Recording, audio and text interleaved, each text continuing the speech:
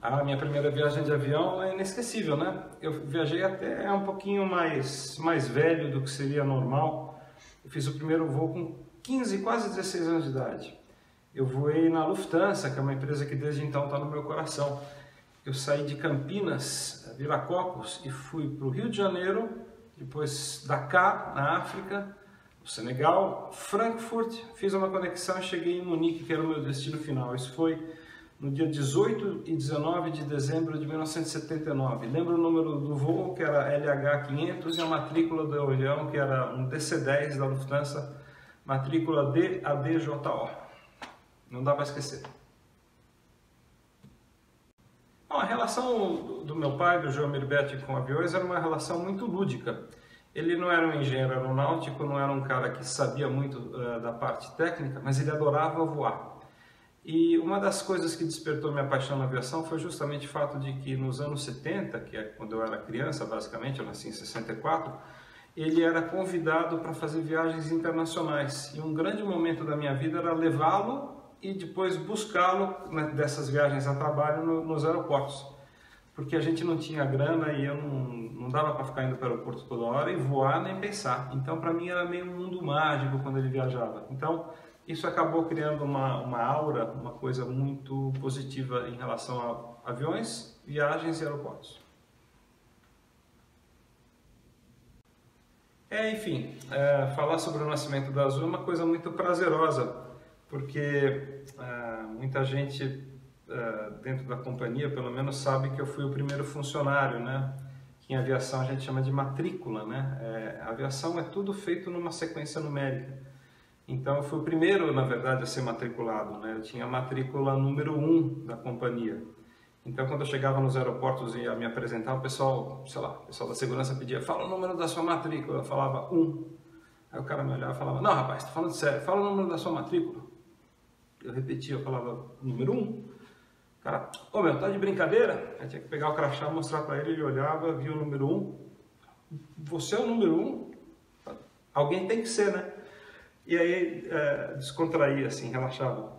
Isso, claro, né, para muita gente tem muita importância. Para mim, eu só sinto que eu não sou o número 1 de lugar nenhum, nem em casa. Em casa quem é número 1 é minha mulher. Mas eu era o cara certo na hora certa, assim, né? Quando o David Neeleman veio para o Brasil, ele começou a procurar pessoas. Um amigo em comum, o Pedro Assunção, indicou meu nome.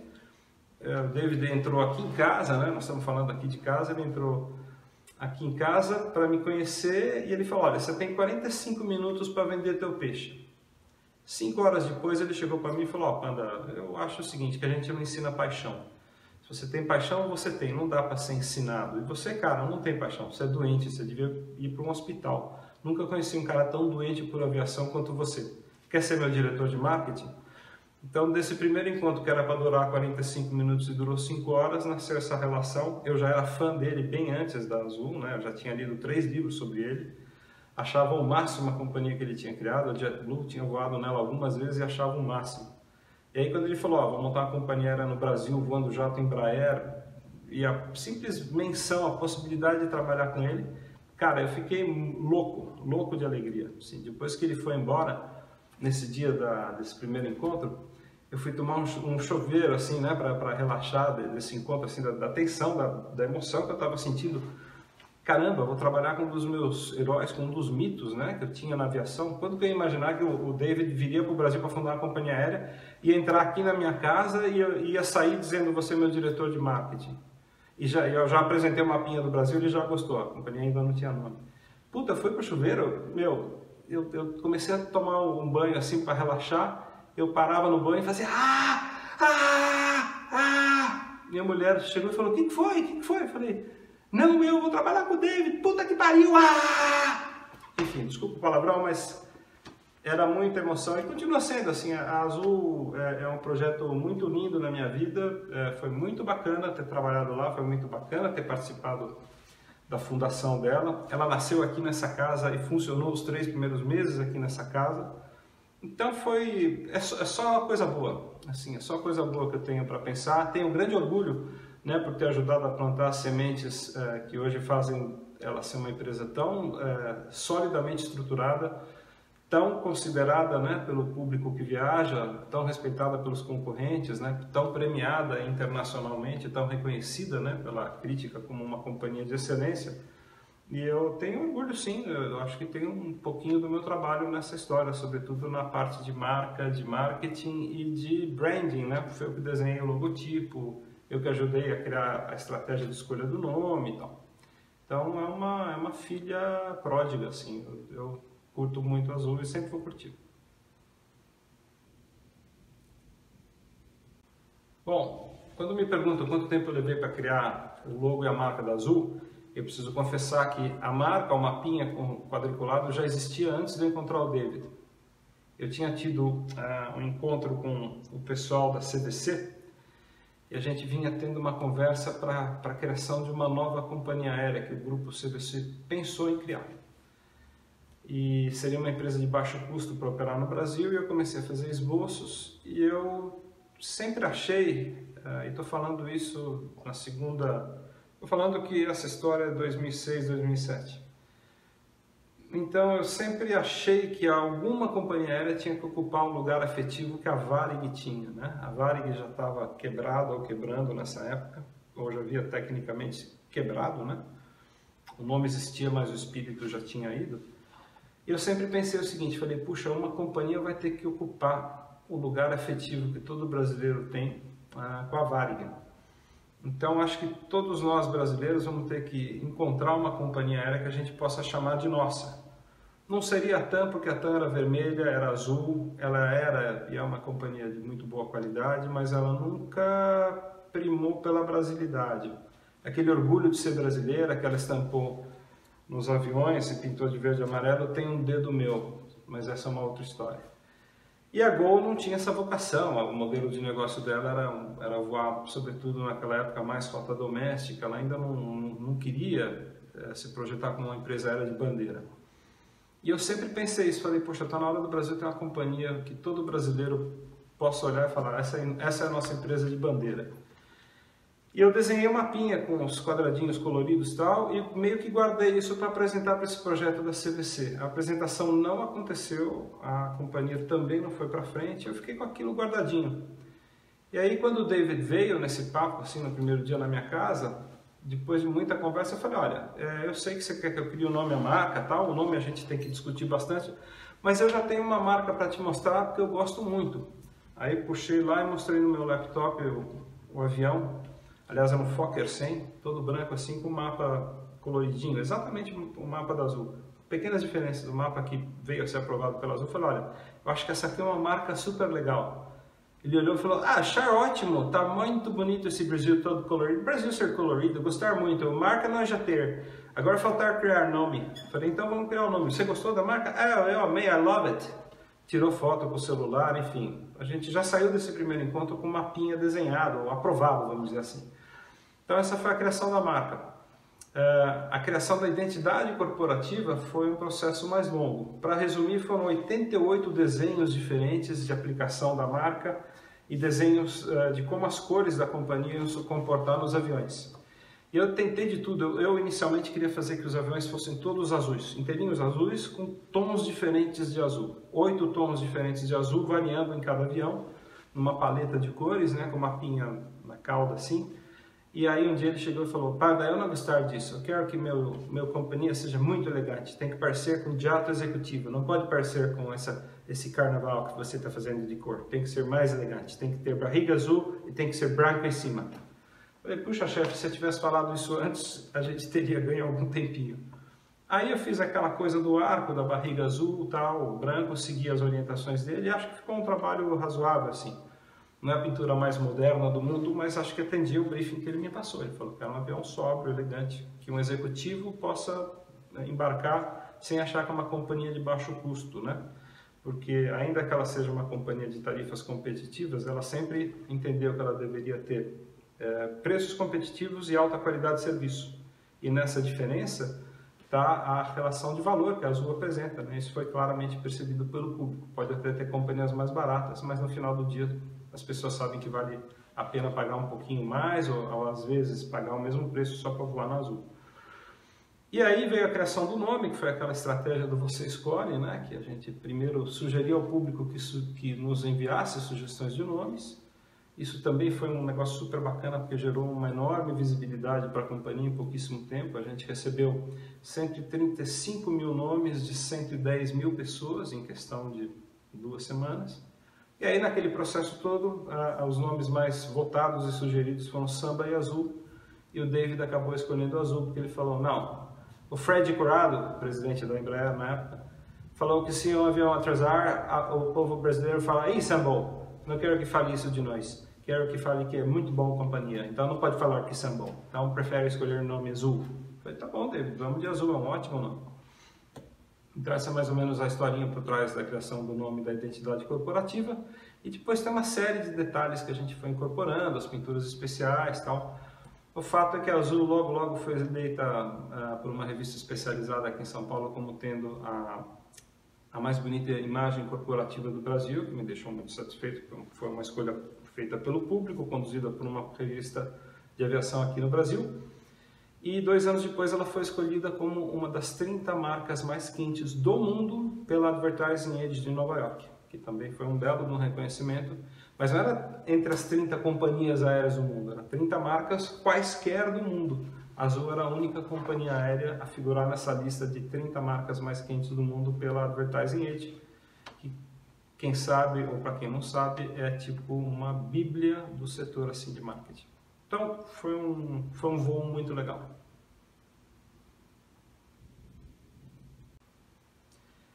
Olha, falar do peso que a Varig tem no Brasil é falar de uma certa maneira da própria história da aviação no Brasil. Em primeiro lugar, a aviação no Brasil tem uma importância muito maior do que a gente imagina, porque a aviação num país com as dimensões do nosso é um fator de integração. O Brasil é maior do que a Europa. Então, assim, para você realmente vencer distâncias dessa magnitude, ou você vai de avião, ou você leva dias ou semanas para vencer essas distâncias. É um país muito grande. E, sobretudo, é um país com uma população mal distribuída. Ela está ao longo da costa, sobretudo, né? Nas últimas décadas é que ela começou a migrar mais para o interior. E esse desbravamento do interior só foi possível com um avião, né? São quase que os novos bandeirantes do ar. Então, a aviação tem uma tremenda importância no Brasil, até hoje, porque o Brasil não tem modais de transporte muito bem desenvolvidos, quer dizer, a gente praticamente não tem navegação fluvial, apesar de ter uma extensa bacia hidrográfica, né? Muitos rios cortando o país, a gente não usa isso como um sistema de transporte. As nossas ferrovias são risíveis, né? Caducas, falidas, muito mal administradas, muito mal gerenciadas, tanto pela iniciativa pública, iniciativa privada, como pelo governo, né? Pelos sucessivos governos ou pelo Estado brasileiro, nunca foi bem cuidado, nunca deu certo. Os poucos trens que tinham ou que sobrevivem hoje são mal cuidados. E a gente fica super dependente do modal rodoviário, né? Enfim, que não é adequado para um país com as dimensões que a gente tem. Então, num país em que a aviação tem essa importância como elemento de ligação, de união nacional, né? A gente só pode reconhecer a Varig como sendo um ator, uma atriz que desempenharam algumas das páginas mais notáveis dessa história.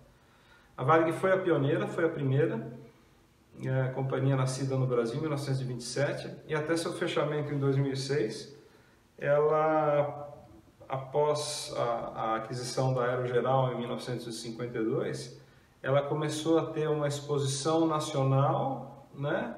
E depois, em 55, com a rota para Nova York e algumas coisas no Prata. Em 65, participando do fechamento da Panair, ela começou a voar para a Europa e se transformou de fato na empresa aérea de bandeira do Brasil. Mas a despeito dessa passagem nebulosa, vamos colocar assim, que foi a participação dela no fechamento da Panair, ela prestou grandes serviços ao Brasil, ela levou o nome do Brasil muito alto. Não dá para pensar de outra maneira da Varig. E finalmente, quando a gente pensa que além dela ter crescido em tamanho e ter chegado a cobrir praticamente 2/3 do globo, né? Se a gente imaginar que o globo tem circunferência, os aviões da Varig iam, né, de Tóquio por um lado até Beirute pelo outro, né? Ficou faltando só essa fatia entre Beirute e Tóquio. O resto de toda essa pizza que é o mundo, né? Tinha aviões da Varig servindo, né? A gente olha para trás e fala, puxa, que orgulho, que grande companhia que ela foi. Além disso, ela tinha muita qualidade.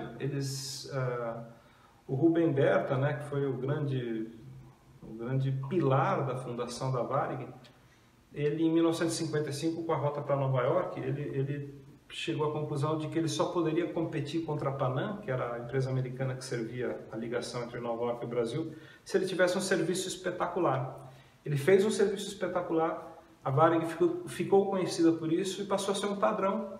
Então todo brasileiro de cabelinho branco, assim que nem eu, que chegou a experimentar, voar com a Varig com frequência, sente saudade, porque realmente era uma empresa de alta classe, uma empresa que tinha um produto muito competitivo, né? Foi assim durante muitas décadas.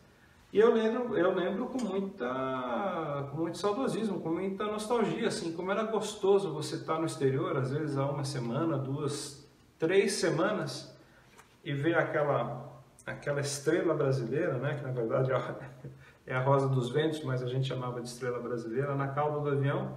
E aí quando você entrava dentro de um DC-10, de um 747, ouvia aquele boa noite, por aquelas comissárias impecáveis, você falava, nossa, já estou chegando em casa, estava com saudade do Brasil.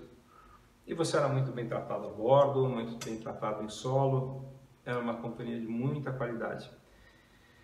E que ficou na história, né? Porque ela não soube se adaptar, a verdade é essa. O Brasil, o mundo mudou muito rápido, ela tinha um peso corporativo, uma certa empáfia, uma certa arrogância assim, na sua direção de que não, nós somos a Varig, a gente está acima da carne seca.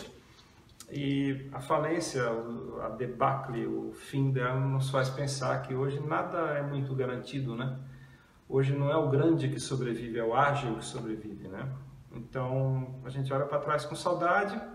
As pessoas perguntam, puxa, não vai ter uma nova Varig? Fala, não vai ter uma nova Varig, porque a Varig era a Varig naquela época, com aqueles passageiros, com aquele nível de elegância, com aquele nível de urbanidade que as pessoas mostravam, inclusive no trato umas com as outras. Você acha que tinha sentido a Varig existir com tanta elegância hoje no mundo deselegante que a gente vive?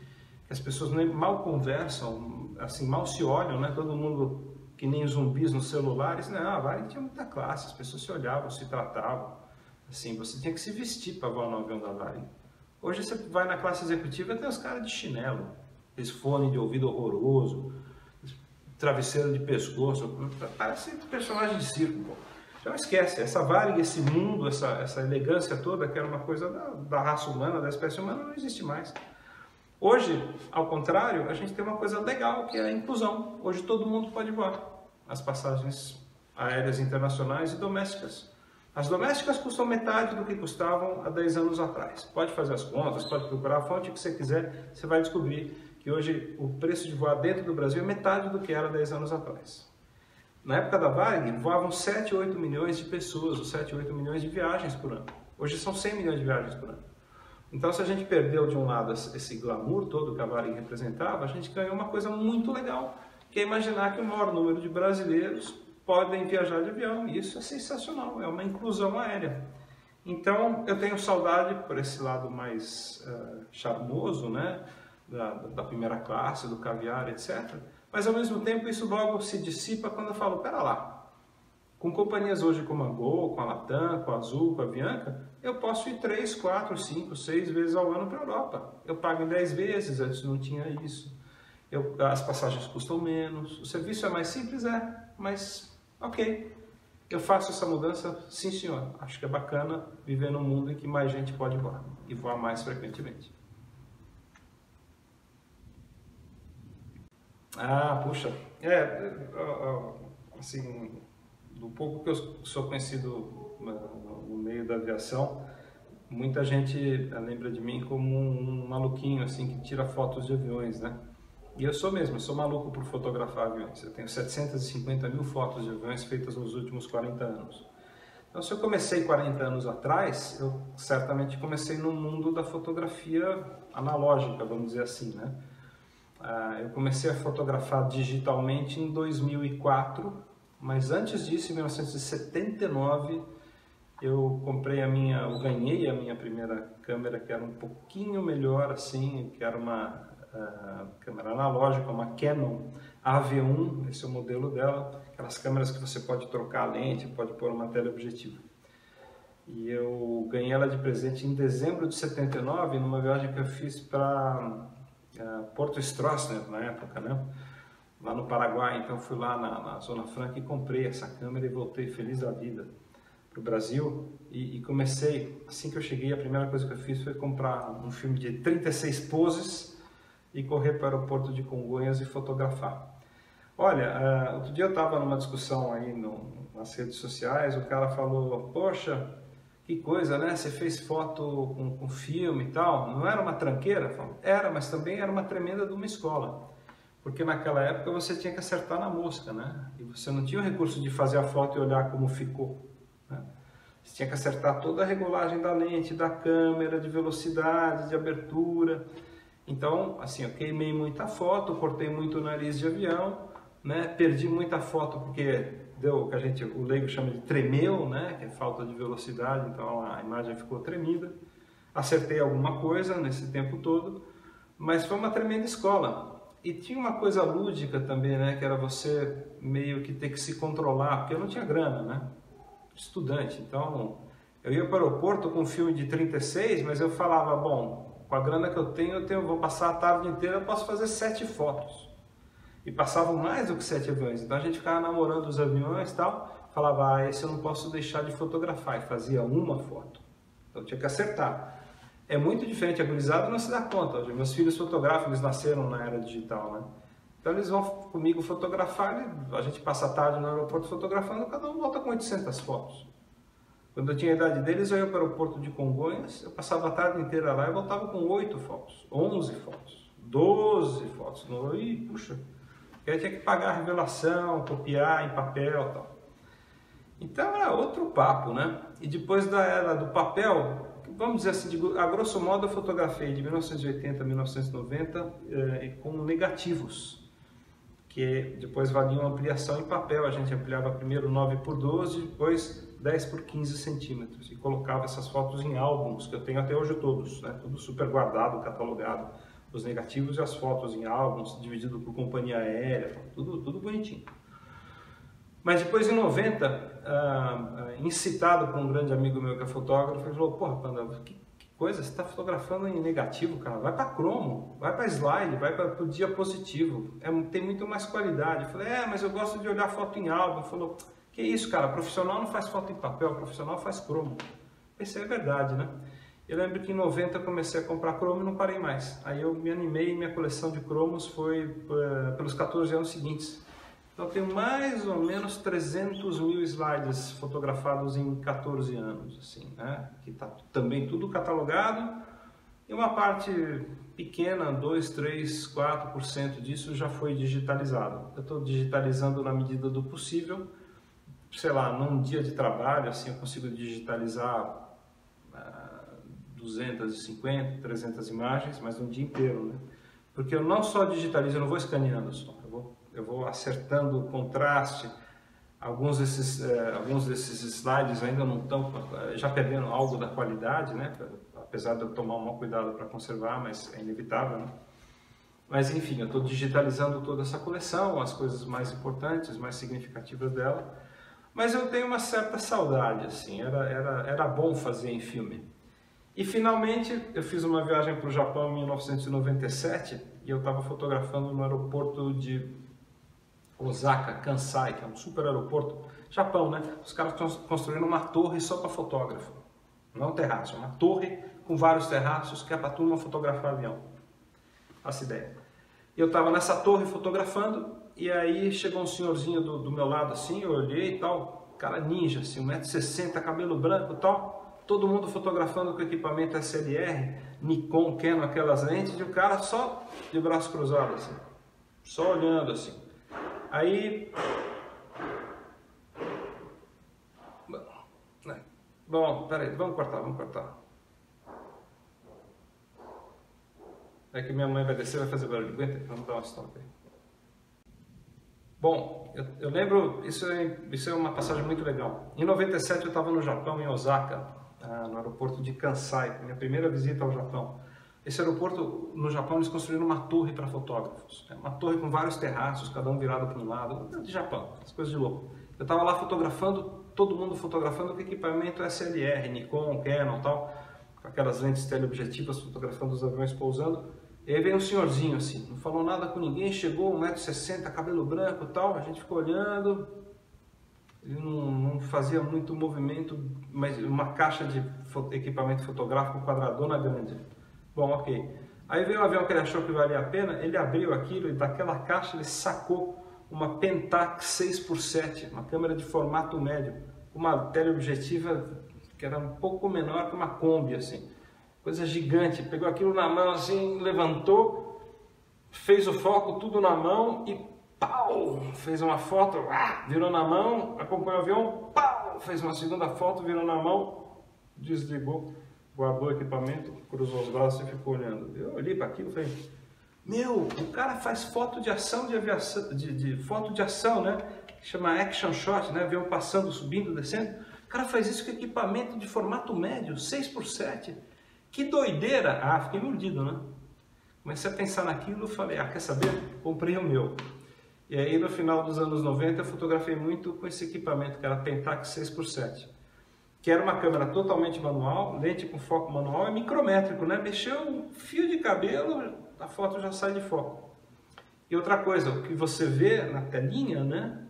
No teu campo visual, não é o que vai sair no filme, né? A tela mostra um pouco mais do que você efetivamente gravou no filme. Então você tinha que fazer um cálculo mental, esperar o avião ir chegando e falar, bom, agora deve caber, não vai estourar, enfim. Era um negócio muito manual, só que a qualidade é absolutamente incomparável ao 35, é justamente o dobro do tamanho do negativo 35, ou do positivo de 35 milímetros. Esse negativo tem 6 centímetros, 60 milímetros por 70 milímetros, é o dobro do tamanho. Então a qualidade é espetacular. Assim, as fotos que eu tenho, eu devo ter umas 15 mil fotos nesse formato. Eu tenho isso como um tesouro e também já comecei a escanear. E uma hora isso vai dar um livro certamente, porque eu registrei um período muito bonito da aviação brasileira, que foi, ainda tinha VASP, Varig, Transbrasil, MD-11, DC-10.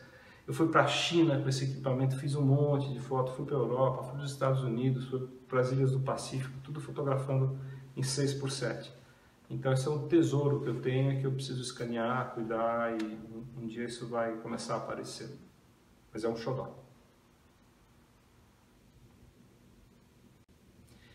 Bom, falar um pouquinho do que eu fiz em relação ao arquivo histórico da TAP é um negócio que me enche de prazer, assim. A TAP, eu fui consultor lá, trabalhei na TAP por 3 anos. Meu contrato venceu agora em janeiro, não foi renovado. Eu não trabalho mais para a TAP, mas nesses 3 anos eu ajudei lá no marketing deles, na comunicação deles, saíram alguns projetos bacanas e tal. E uma das coisas que eu comecei a investigar era justamente sobre a história da TAP. Eu sempre tenho muito fascínio sobre a história das companhias aéreas, a história da indústria.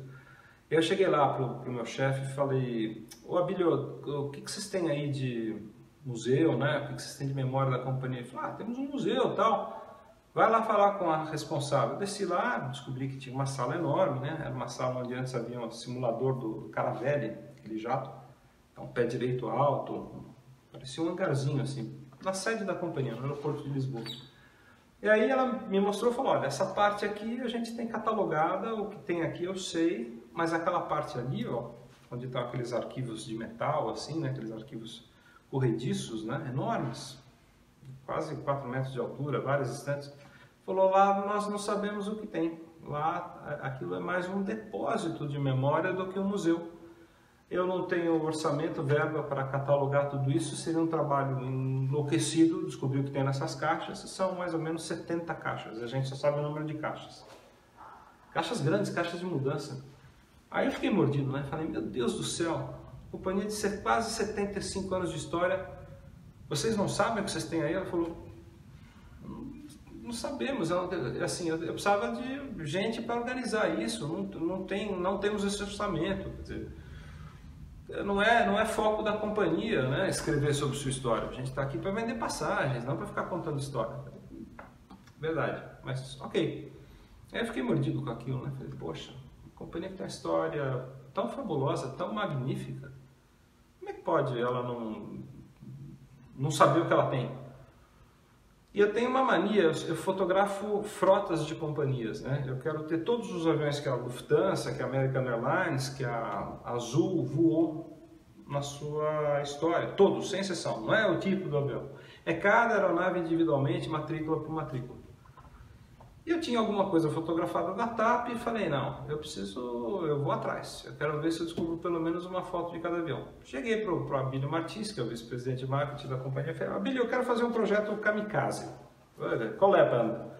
É o seguinte, eu quero... Você me dá a chave do museu? Para quê? Abílio, eu quero... Sem compromisso, você não precisa me pagar, eu venho aqui para Lisboa, não vou incomodar ninguém, não marco reunião, não vou encher a paciência de vocês. Quero a chave do museu, eu vou entrar aí e eu comigo mesmo vou tirar essas 70 caixas, 60 caixas do anonimato. Eu vou abrir uma por uma, envelope por envelope, caixa por caixa, folha por folha de fotografia, de slide, e quero descobrir o que tem aí. Se é documento. Os documentos estavam separados. Essa parte iconográfica de foto, de pôster, de anúncio, eu quero saber o que tem aí. E eu quero fazer isso pro bono, assim, eu não vou cobrar nada para a TAP, eu vou ver o que tem, pescar as coisas mais importantes e posso cuidar disso? Falou, se não tem custo, pode fazer. Não, não tem custo. Falei, a única coisa que eu quero é poder usar essas imagens depois, eventualmente, em projetos editoriais. Tudo bem, sem problemas. E foi foi um entendimento verbal, isso não está em contrato, mas...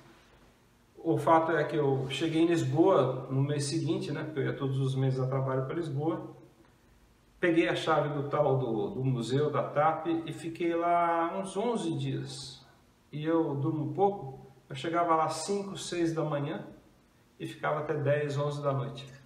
Eu só parava para comer um sanduíche, uma sundae, como falam lá, tomar um suquinho de caixinha e fazer xixi. O resto era...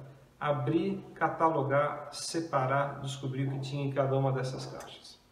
Ao final desses 11 dias, eu separei uns 30 quilos, só dá para definir em quilo, uma mala de mão dessas carry-on, lotada de fotografias, que a TAP não tinha a mais pálida ideia do que ela tinha. Aí são verdadeiros tesouros.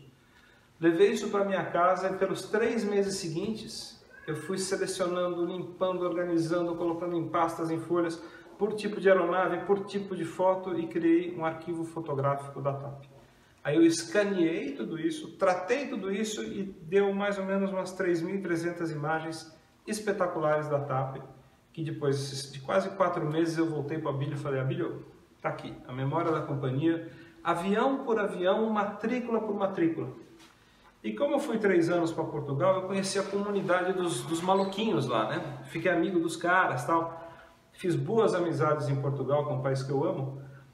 E, enfim, algumas pessoas muito mais experientes do que eu, tal, e que tem grande conhecimento histórico da aviação lá, por exemplo, eu falava, puxa, um deles, o José Colseiro, né, que acabou virando meu amigo, eu falei, ô Colseiro, não existe foto do DC-3, o Tango Delta Bravo? Foi um avião que se acidentou muito cedo, ele voou 2, 3 meses pela TAP e caiu num voo de provas, infelizmente, matando os 3 tripulantes. Mas um avião que, enfim, serviu a companhia, mas voou por 3 meses, isso na década de 40. Ele falou, Panda, não há registro desse avião não há fotos conhecidas não. Não é que eu achei foto do avião? E para resumir, eu achei pelo menos uma foto espetacular de cada avião que a TAP operou. Foi para mim um feito. E agora, se Deus quiser, vamos ver, se Deus quiser e as condições meteorológicas permitirem, eu quero ver se eu lanço um livro que o tema seria mais ou menos a história dos 75 anos da TAP contada através dos seus aviões. A história de uma companhia como essa você pode contar por diversos ângulos, né, por diversos enfoques. Essa acho que ninguém contou desse jeito, que é através dos aviões que a TAP teve, contar a história da companhia. Então, esse avião chegou, para onde ele voava, o que ele fazia, o que ele fazia bem, o que ele deixava de fazer, foi substituído por um avião maior, o que esse avião começou a fazer, aí por um jato maior, pelo jumbo, etc, etc. Eu acho que dá para contar uma história linda e fartamente ilustrada com esses tesouros que eu desenterrei lá daquelas caixas esquecidas num depósito de memória em Lisboa. Uma coisa que muita gente tem curiosidade é como são feitas as fotos de um avião voando para outro avião voando. Em primeiro lugar, isso tem um nome, né? Um nome técnico é air to air, né? Do ar para o ar, ou seja, você está num avião ou helicóptero fotografando outro avião ou outro helicóptero que está voando junto consigo ou passando por você. E eu comecei a fazer essas fotos há um bom tempo atrás. Os primeiros trabalhos que eu fiz assim foram para a própria Embraer. Durante alguns meses eu fui o fotógrafo oficial da própria Embraer. Eu fiz quase uns 6 meses de fotografias, justamente no começo do desenvolvimento da família Jet. A única pena é que a Embraer, por contrato, não deixava eu ficar com uma única foto. Eu saía do avião de foto, eles me pediam os filmes, eu tinha que entregar os rolos de filmes para eles. Eu não tenho nenhuma foto desse período, apesar de ter feito muita foto de Embraer durante o programa de ensaio. Aí eu fui para a Azul e uma das coisas que eu falei para o David é: a Azul não vai pagar fotógrafo nenhum não, eu vou fazer todas as fotos da companhia. Ah, acho ótimo não pagar ninguém, pode fazer, faz no seu hora extra. E aí eu comecei a programar, quando os primeiros aviões começaram a sair da fábrica, de fazer essas fotos air-to-air. E é uma coisa absolutamente fascinante, né? Você pode imaginar o que é a sensação de você estar a 3, 4 mil metros de altura, amarrado, né? Por uns cabos, né? Por uma espécie de um cinturão de segurança, um colete / cinturão de segurança que é preso né? Por ilhoses no avião. O avião não tem porta, né? Eles tiram a porta e você está naquele espaço vazio e você coordena e de repente num determinado momento você está lá esperando e você vê o avião que você vai fotografar se aproximando, chegando assim, e aí, como no ensaio fotográfico, ele encosta e fica se exibindo para você, né? Vira para um lado, vira para o outro, sobe, desce, e você, através de rádio, eu me comunico com o piloto do avião onde eu estou e peço para que ele se comunique com outro avião e para que ele peça ao outro avião as minhas ordens de comando, porque funciona assim: o avião de foto não se mexe, quem se mexe é o avião sendo fotografado. Então estou lá fotografando e através desse rádio eu vou falando: vai, adianta, adianta. Aí o comandante do avião pede para o jato sendo fotografado ir um pouquinho mais para frente, adiantar, retardar, subir, descer, aproximar, afastar. Então você vai meio que construindo a distância que você quer de acordo com a lente que você tem. E claro, você tem que desenhar que proa você quer voar, porque é relativo à posição do sol. Você pode querer o sol atrás de você, normalmente, ou na sua frente, que o avião fica silhuetado, para você, por exemplo, filmar ou fotografar um pôr do sol, nascer do sol. Você pode querer estar acima do avião para fotografar o avião e o que tem embaixo dele. Por exemplo, as primeiras fotos que a gente fez da Azul, a foto principal era para fazer o avião voando em cima do Pão de Açúcar. E a gente fez. Eu acho lindo que as pessoas, eu publico essas fotos, né, no meu Instagram, aí quando eu publico fotos dessa sequência, o pessoal vai lá e escreve fake, Photoshop, bullshit. Fala, tá bom, essa é a maneira mais sincera, mais inatacável, né, que você tem de perceber que você fez um bom trabalho. A foto é tão legal que o cara fala: não, isso é Photoshop, você acha que... é muito ruim o Photoshop, por sinal, muito mal feito, esse avião brilhando desse jeito, essa água com esse mar aí, isso não existe. Outra coisa, o avião está em foco e o fundo tá em foco também, é Photoshop. Acho bárbaro, né, porque falar é fácil, difícil é ir lá e fazer, né. E eu não comecei ontem, né? Fiz 750 mil fotos. Então, depois que você repete qualquer coisa 750 mil vezes, você tem que acertar pelo menos meia dúzia, né? E eu fiz muita foto air-to-air, tal. Fiz para Gol, fiz para outros clientes, né? Fiz para TAF, Táxi Aero Fortaleza. E fiz para a revista Flap muitas vezes, né? Voei muito para a revista Flap do Carlos Espargar, muitas vezes voando em cima de aeroportos do Brasil. Tenho muita hora de helicóptero, muita hora pendurado no helicóptero virado de lado para fotografar um avião aqui embaixo e tal. E vou te falar, assim, de todas as coisas que eu fiz e faço para aviação, essa é uma das que me dá mais prazer. E também te digo que agora eu estou trabalhando no próximo livro, que é um livro com as minhas melhores fotos. E certamente nesse livro de melhores fotos vai ter muita coisa feita air-to-air. As pessoas perguntam: puxa, mas como é que é? Decola um avião, o outro vai do lado? Eu falo: não, tudo é feito com enorme planejamento. Antes do voo a gente faz um briefing envolvendo eu, o fotógrafo, o piloto do avião, que está me levando o piloto do avião que eu estou fotografando. A gente discute proas, velocidades, quanto tempo a gente vai voar, que região a gente vai sobrevoar, que distância a gente vai ficar, e tem todo esse planejamento anterior. Aí quando você decola, as coisas começam a mudar. Aparece uma camada de nuvem, tá frio demais ou alto demais, e sobretudo uma outra coisa, normalmente o avião onde você está é um avião de baixa performance, não pressurizado, porque a porta tem que estar aberta, né? Então não pressuriza. Então tem um limite de altitude que você consegue respirar, né? E temperatura também, se é inverno e você está voando muito alto, você congela, né? Então é ensurdecedor, porque você tem os barulhos, o barulho do próprio motor do teu avião, porque não tem porta, né? Então é direto. E uma das maiores emoções da minha vida, sem sombra de dúvida, foi quando eu terminei o ensaio que eu fiz com 2 jatos Embraer da Azul, em dezembro de 2008, e a gente estava em cima da cidade do Rio de Janeiro. E tinha só um avião, éramos nós dentro de um bandeirante e um Embraer 195, o primeiro 195 da Azul, voando do nosso lado. E do nosso lado, entenda-se do nosso lado, porque eu estava com uma lente grande angular, uma 10mm 24, eu queria o avião aqui para fotografar isso com grande angular, para o avião ficar que nem um tubarão, assim, uma coisa distorcida, era isso que eu queria. O avião estava voando um dentro do outro, assim. E aí quando finalmente eu me dei por satisfeito, e eu fiz umas quase 4.000 fotos nesse dia, eu falei para o comandante, para o Carlos Edo, eu falei, Edo, terminou, ok, agradece o pessoal aí, diz que por hoje é só pessoal. Falou, tá bom, Panda. E aí o pessoal do Embraer, isso foi muita emoção, porque ele estava do lado, assim, e aí eles olharam, deu para ver o comandante olhando para a gente, assim, ele fez assim, que eram todos pilotos de prova da Embraer, né? Meio que bateu uma continência, assim, e acelerou. E quando ele acelerou, o barulho do motor dos motores GE-CF, né, 34 do jato da Embraer, do meu lado voando e ver aquele negócio, porque quando você voa ao lado de um jato, você sente que realmente o avião está sendo sustentado, né? Isso você só percebe voando ao lado de um avião. Ele não voa assim, plano, perfeitamente, ele vai flutuando, né, no gás, né, da atmosfera da Terra. Então tem um mínimo, mesmo que ele aparentemente esteja estável, tem algo de flutuação, assim. É um movimento quase orgânico, assim, é uma coisa muito maravilhosa. E eu estava olhando para aquilo assim com a lente e tal, o cara deu continência assim, e eu vi o cara acelerando assim, o avião acelerou assim, saiu e foi embora. E quando ele me deixou assim, me veio uma emoção, eu falei, caralho, velho, eu faço isso e os caras ainda me pagam por fazer isso. Eu tenho muita sorte. E é o que eu acho mesmo, eu tenho muita sorte.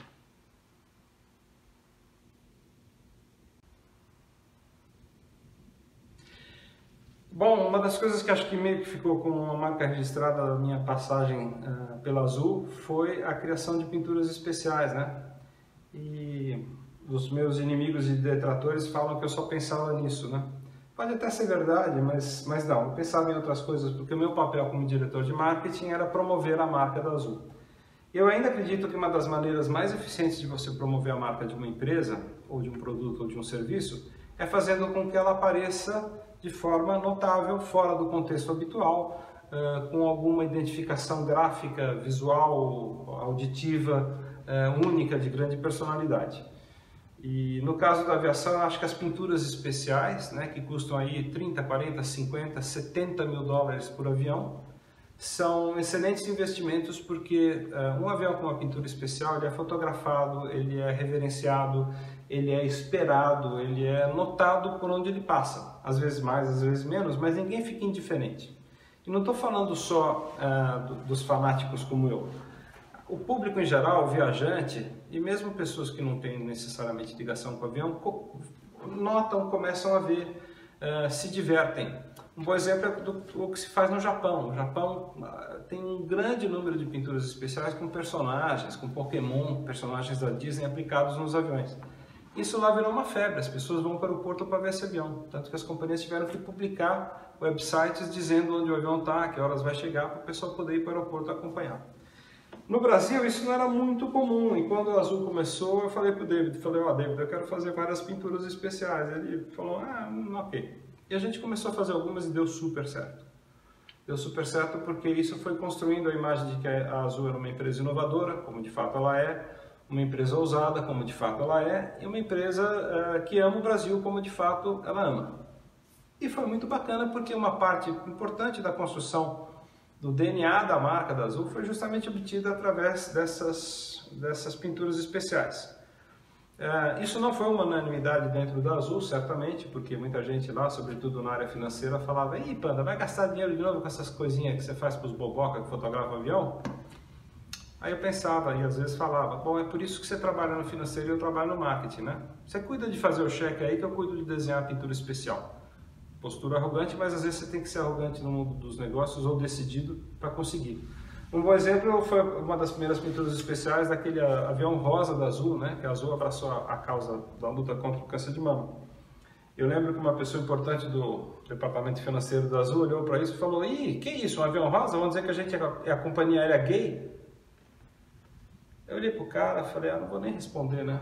É tanta ignorância, é tanto preconceito que melhor não responder. Só que ele era o dono do cofre, então ou ele abriu o cofre ou não tinha avião cor-de-rosa. Mas aí o David Neeleman, que é um cara que tem um tremendo fado de marketing, pegou e falou: não seja bobo, vamos pintar o avião de rosa, vai ficar lindo.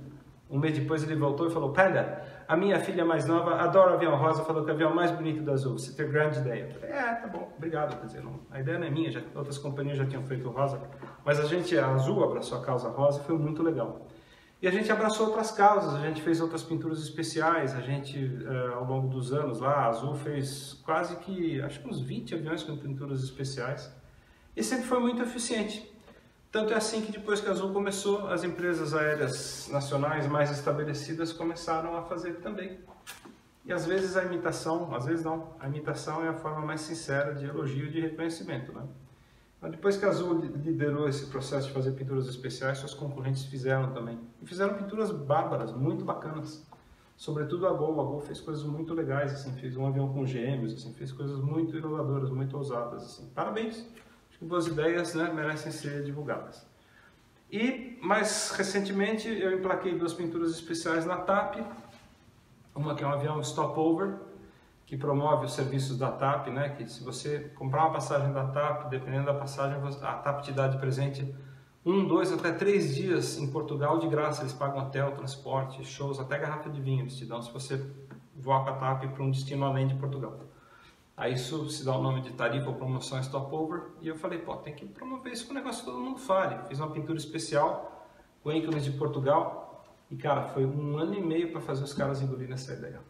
Não foi fácil. Queria, não queria, o ministro olhou, depois pode pôr o Galo de Barcelos, não, é cafona, tem que ter o bonde de Lisboa, não, mas cadê um ícone do Porto?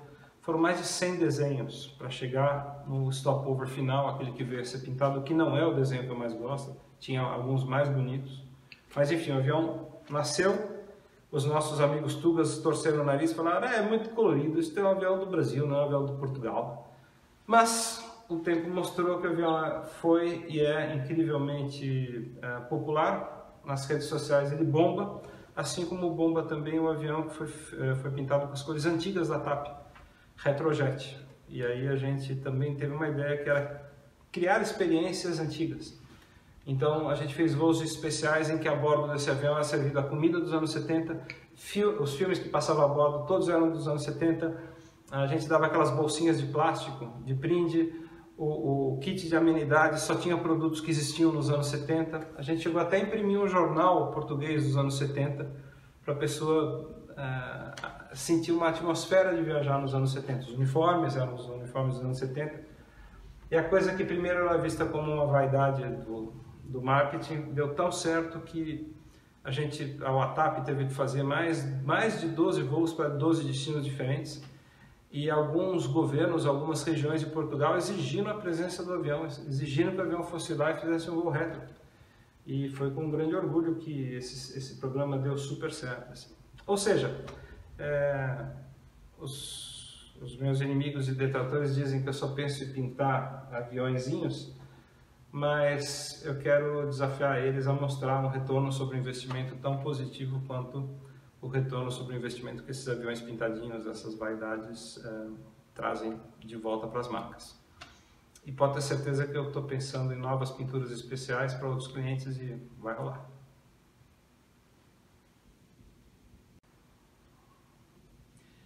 Bom, quando a gente voa como eu voo, né? Eu tenho quase 2.400 voos, mais de 8.500 horas voadas, né?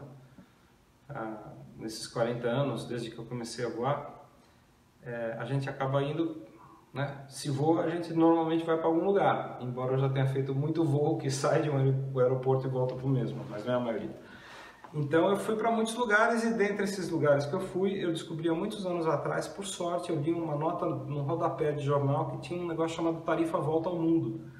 E para resumir, eu dei 6 voltas ao mundo, porque existe essa tarifa, ela é muito econômica, ela é muito barata. Só para você ter uma ideia, se você hoje entrar no site de qualquer aliança aérea, Star Alliance, SkyTeam ou OneWorld, você vai encontrar a tarifa lá, tá lá. 3.000, 3.500 dólares, você dá a volta ao mundo em classe econômica. 8, 9 mil em classe executiva, 12, 15 mil em primeira classe. A volta ao mundo em primeira classe. Você fala, pô, 12 mil dólares é uma tremenda grana. Eu sei que é, mas 12 mil dólares é praticamente o preço de uma primeira classe de ir de volta para a Europa. Ao invés de você pagar para ir de volta para a Europa de primeira classe, você dá a volta ao mundo em primeira classe. Eu ainda acho que a melhor relação custo-benefício é com a executiva, porque você também ganha as milhas, né? Esse monte de viagem vai pontuando, vai ganhando milha. Quando você volta, você já tem praticamente outra passagem de executiva aí de volta que você ganhou por ter dado a volta ao mundo. Então eu adorei essa equação, dei 6 voltas ao mundo e foi mágico, né? Uma viagem de volta ao mundo é mágica. A mais curta que eu dei em 8 dias, a mais longa em 38 dias. E eu fiz 3 delas acompanhado da minha esposa, foi sensacional, e 3 outras eu fiz sozinho, que também é uma outra experiência, assim, é muito divertido, é muito desafiador você viajar tanto. Ano passado, por exemplo, eu dei 2 voltas ao mundo, eu dei essa rapidinha de 8 dias, e dei uma outra de 16 dias, na qual eu voei 22 vezes em 16 dias. Então, basicamente, eu dei a volta ao mundo não para conhecer lugares, mas para conhecer companhias aéreas. E é fascinante, né? É fascinante você, sei lá, acordar em Singapura e dormir no Egito. Assim, você ou estava num dia à noite vendo as pirâmides no Egito e no dia seguinte estava em Veneza. Então, essas coisas, né, esses contrastes, assim, né, de sair de Nova York e parar numa ilha no Pacífico, essas coisas que uma volta ao mundo te proporciona são absolutamente incríveis, né? E eu pretendo, na medida do possível, de tempo e de grana, continuar fazendo, porque é muito mágico, é muito maravilhoso dar uma volta ao mundo de avião.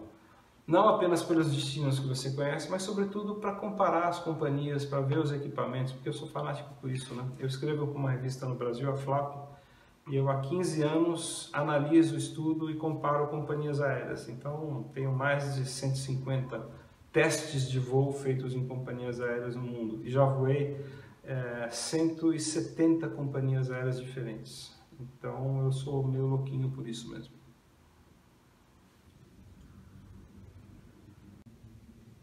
Bom, Kai-Tak é o nome do meu penúltimo livro e era o nome do aeroporto histórico da cidade de Hong Kong, que hoje é China, né?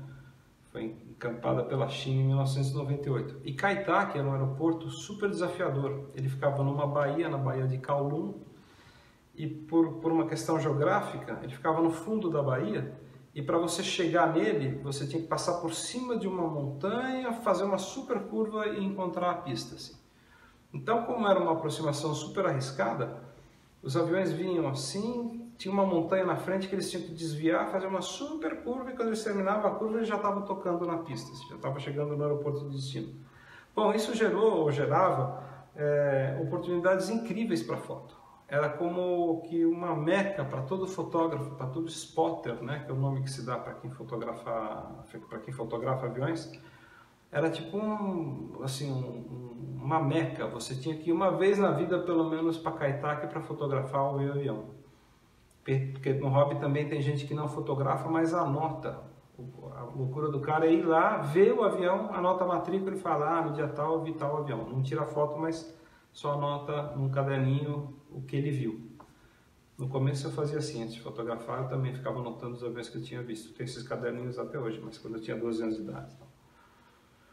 Bom, e eu fui 2 vezes para Kai-Tak, em 97 e 98, antes do aeroporto fechar, porque ele fechou num dia e aí todo o tráfego foi transferido para o aeroporto mais moderno que hoje serve Hong Kong, mas esse aeroporto é fantástico. E eu fiz 6.000 fotos lá, 6.000 fotos que eu guardei. E eu peguei as 500, 600 melhores fotos e transformei num livro chamado Kai-Tak. que eu vendo no meu site pela internet.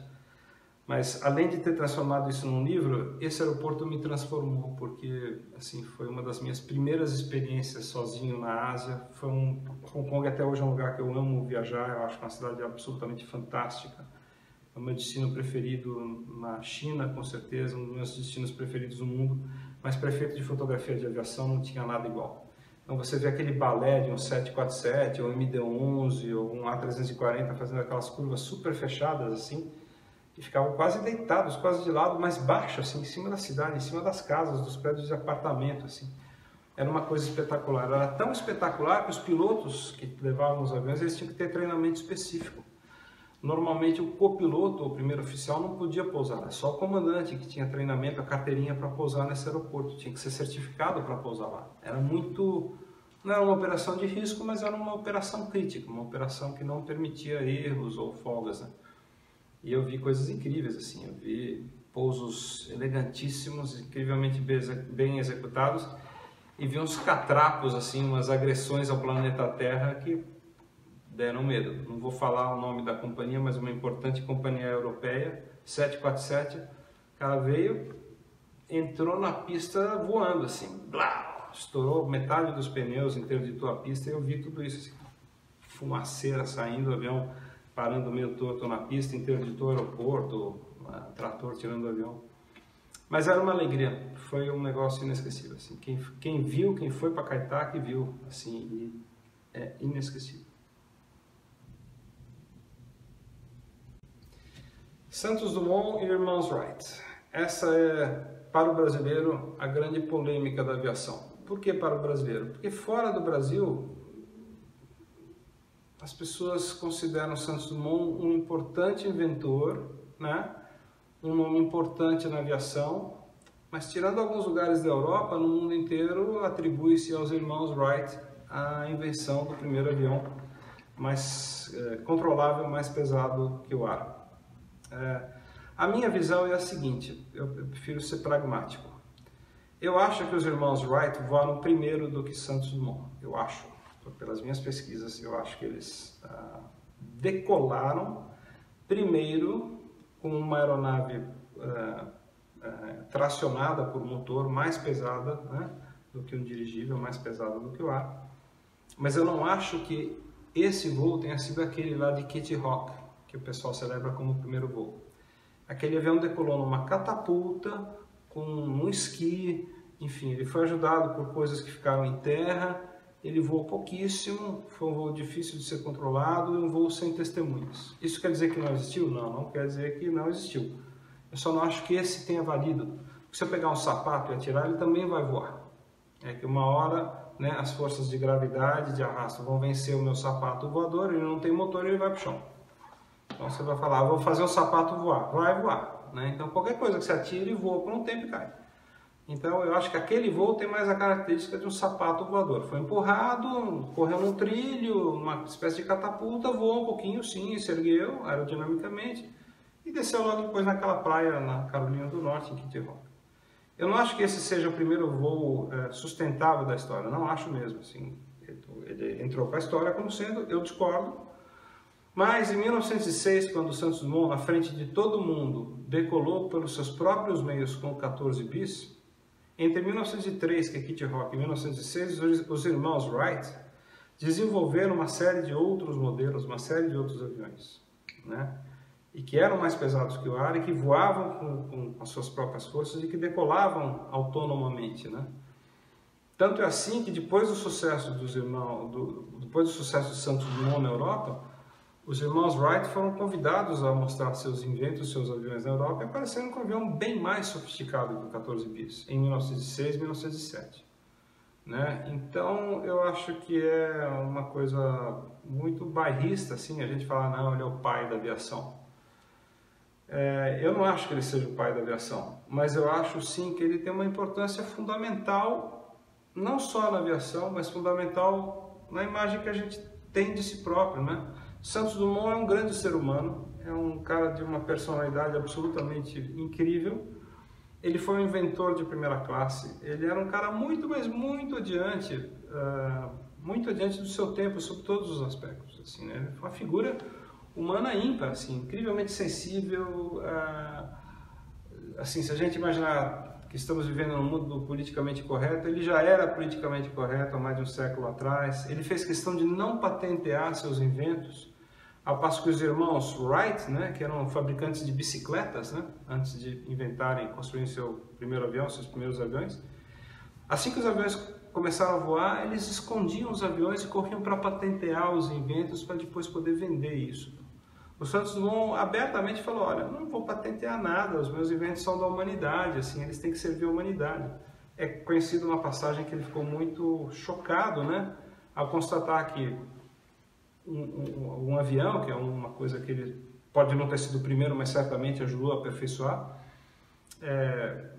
estava sendo usado como uma arma de guerra. Isso deixou ele profundamente perturbado, né? Depois, ao longo da vida, ele foi desenvolvendo um quadro mental mais frágil, assim, tal. E tem uma outra coisa, por exemplo, que ninguém fala. O Santos Dumont foi o primeiro a desenhar um avião que foi produzido em série, em escala, o Demoiselle. Quando o Demoiselle começou a voar, você podia comprar o kit e montar na sua casa e sair voando. Teria sido o primeiro avião, foi o primeiro avião, produzido em escala, em série. E as pessoas podiam comprar, montar e voar. Isso pouca gente lembra, assim, quer dizer, ele é um cara que ele inventou o relógio de pulso, né? Ele pediu para a Maison Cartier desenhar um relógio que ele pudesse consultar sem tirar a mão do manche, né? Porque até então os relógios eram de bolso, você tinha que tirar o relógio do bolso, consultar a hora e colocar o relógio no bolso. Ele falou, pô, eu não posso fazer isso, tem que pilotar, não posso tirar a mão dos controles, eu quero um negócio que eu consiga olhar e ver que horas são, quantos minutos são. Então a Maison Cartier desenhou um relógio de pulso, que ele passou a usar no pulso. O primeiro relógio de pulso foi inventado a pedido do Santos Dumont. Tanto é assim que anos depois a Cartier fez uma série chamada Santos, né, em homenagem a ele. Então, assim, é um cara fora de série e a gente tem que ter o maior orgulho dele. Essa questão de se foi primeiro, se foi segundo, ela é tão inútil quanto aquela questão que eu estava falando da Azul. Ah, Panda, você tem o primeiro crachá, e daí? Né? Eu gosto de olhar para a minha participação na Azul como pensar, falei, eu ajudei, eu estava lá no começo, mas se eu sou crachá 1, 2 ou 25, não é isso que conta, né? Conta a participação que a gente traz para projetos, para processos no mundo. Essa questão é muito micha. Ah, Santos Dumont foi o primeiro, ele é o pai da aviação, os irmãos Wright não são. É bairrismo ridículo, é um raciocínio absolutamente tacanho. E, ô gata, você está aparecendo no vídeo aí, vem cá.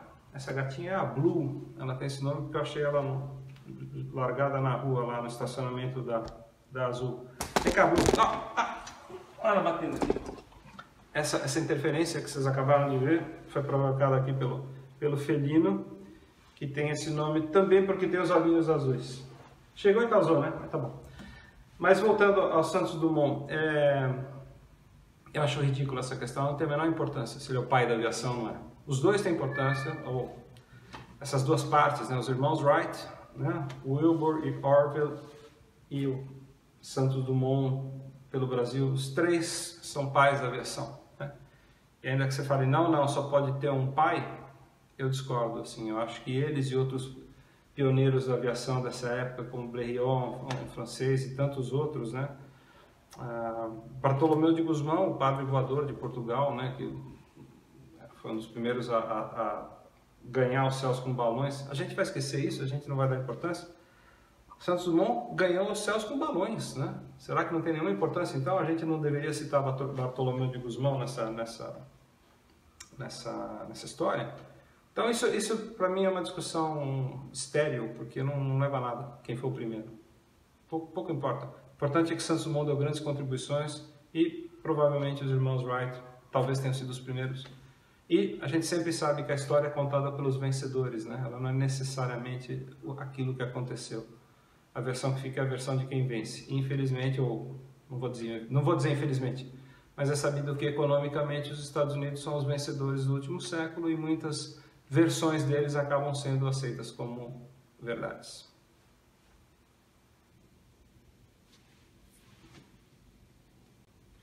Bom, eu nasci em 64 e minha mãe sempre teve uma personalidade super protetora e ela adiou a minha ida para a escola até o último minuto. Eu entrei na escola no pré-primário E na véspera de eu entrar na escola com 6 anos de idade, né? Hoje em dia é impensável, né? Uma criança fica até os 6 anos de idade em casa, mas eu fiquei. E aí minha mãe adiou ao máximo que eu fosse para a escola, tal. E quando eu fui para a escola com 6 anos, o pessoal perguntou, mas ele, claro, né? Sabe ler e escrever. Minha mãe falou, não, ele não é alfabetizado. Ah, mas ele tem que ser para entrar na escola. E aí eu fui alfabetizado em 24 horas. Tudo bem, eu tinha 6 anos de idade, então com 6 anos de idade a tua capacidade cognitiva é maior do que de uma criança de 2 ou 3 ou 4. Mas eu fui alfabetizado na marra, assim, né? E eu lembro que foi um fim de semana, assim, foi meio traumático. Eu lembro que minha mãe escreveu uma palavra que eu não conseguia ler de jeito nenhum, que era ESSO. Marca ESSO de posto de gasolina. Eu não conseguia ler. Eu falava eco, ESO. Eu lembro que eu parei nessa palavra e não saía do ESSO. Postos ESSO da época, né?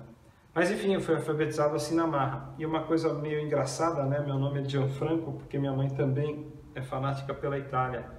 E eu comecei a falar primeiro em italiano. Ela me ensinou a falar e falava comigo em italiano, porque ela é louca pela Itália até hoje. Então, minha tia gravou eu falando como moleque, eu parecia um italianinho falando, era tudo cantadinho, assim, que é uma coisa meio da Moca, de São Paulo, falava em português, mas falava tudo cantado, assim, viu? Era tudo cantadinho, porque, né, eu aprendi a falar em italiano e misturou com o português e tal. Então, hoje eu tenho alguma facilidade para falar italiano, porque eu aprendi a falar primeiro em italiano. Coisas da minha família maluquinha, né? Maluca pela Itália, maluca pelo Palmeiras, graças a Deus.